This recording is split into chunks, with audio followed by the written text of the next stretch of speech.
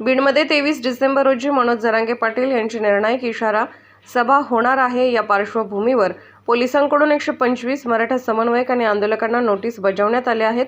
त्यामुळे मराठा समाज बांधवांमध्ये संतापाचे वातावरण निर्माण झाले आहे। दरम्यान जरांगे पाटील यांची सभा शांततेत पार पडण्यासाठी प्रतिबंधात्मक कारवाई आणि नोटीस बजावल्या असल्याचं पोलीस महानिरीक्षक ज्ञानेश्वर चव्हाण यांनी सांगितलं आहे। काही नोटीस वगैरे दिला तर काही समन्वयकांना नाही, बहुतांश जे काही गंभीर गुन्ह्यातले आरोपी आहेत ते अजूनही मॅजिस्ट्रेट कस्टडीमध्ये आहेत। जे बाहेर आहेत त्यांच्यावर प्रिव्हेंटिव्ह ॲक्शन झालेली आहे।